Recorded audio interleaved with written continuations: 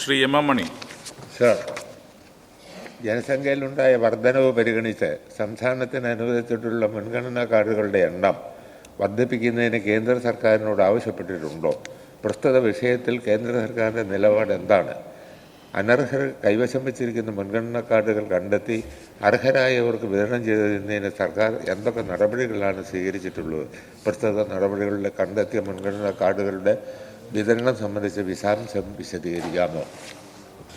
Sir, സംസ്ഥാനത്തെ 1,54,80,040 പേർ മാത്രമാണ് നിലവിൽ മുൻഗണനാ പട്ടികയിൽ ഉൾപ്പെടുത്തിയിട്ടുള്ളത്. മുൻഗണനാ പട്ടികയിൽ ഉൾപ്പെടുത്തേണ്ടവരുടെ എണ്ണം വർദ്ധിപ്പിക്കണമെന്നാവശ്യപ്പെട്ട് 2 തവണ കേന്ദ്ര പൊതുവിതരണ വകുപ്പ് മന്ത്രിയെ കാണുകയും നിരവധി തവണ കത്തയക്കുകയും ചെയ്യുകയുണ്ടായി. എന്നാൽ അടുത്ത ജനസംഖ്യാ കണക്കെടുപ്പ് പൂർത്തിയായാൽ മാത്രമേ ഇത് സംബന്ധിച്ച നടപടികളെക്കുറിച്ച് ആലോചിക്കാൻ കഴിയൂ എന്ന നിലപാടാണ് കേന്ദ്ര സർക്കാർ സ്വീകരിച്ചിട്ടുള്ളത്. കേന്ദ്ര സർക്കാരിൻ്റെ വികലമായ നയസമീപനം കാരണം സംസ്ഥാനത്തെ അർഹരായ ലക്ഷക്കണക്കിന് ആൾക്കാർക്ക് അർഹമായ റേഷൻ വിഹിതം ലഭിക്കുന്നില്ല എന്നത് വസ്തുതയാണ്. അനർഹമായി മുൻഗണനാ കാർഡുകൾ കൈവശം വച്ചിരുന്ന 1,48,467 പേർ സ്വമേധയാ കാർഡുകൾ സറണ്ടർ ചെയ്യുകയുണ്ടായി. അതിനുശേഷമുള്ള വകുപ്പ് തല പരിശോധനകളിലൂടെ 67,738 മുൻഗണനാ കാർഡുകൾ കണ്ടെത്തിയിട്ടുണ്ട്. പരാതിയുടെ അടിസ്ഥാനത്തിൽ നടത്തിയ പരിശോധനകളിലൂടെ 9,944 കാർഡുകൾ പൊതുവിഭാഗത്തിലേക്ക് മാറ്റുകയുണ്ടായി. ഓപ്പറേഷൻ യെല്ലോ പദ്ധതിയിലൂടെ 17,596 മുൻഗണനാ കാർഡുകൾ പിടിച്ചെടുക്കുകയുണ്ടായി.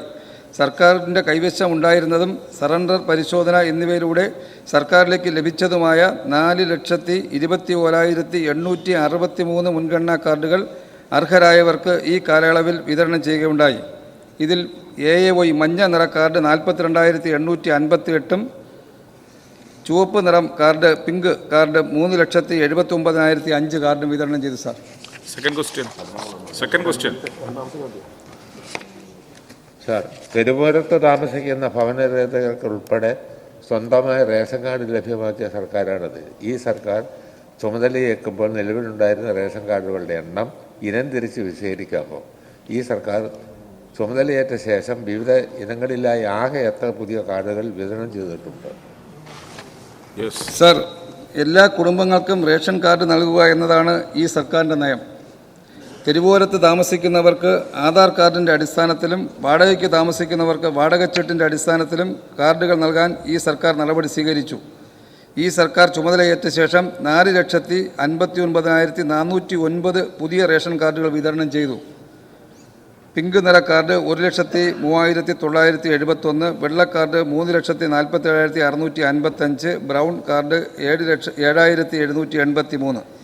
ഭിന്നശേഷിക്കാരായ കുട്ടികൾ ഉൾപ്പെടെ താമസിക്കുന്ന വെൽഫെയർ ഇൻസ്റ്റിറ്റ്യൂഷൻസുകൾക്കായി 7,774 കാർഡുകളും ഈ സർക്കാരിൻ്റെ കാലത്ത് വിതരണം ചെയ്തു. സാർ,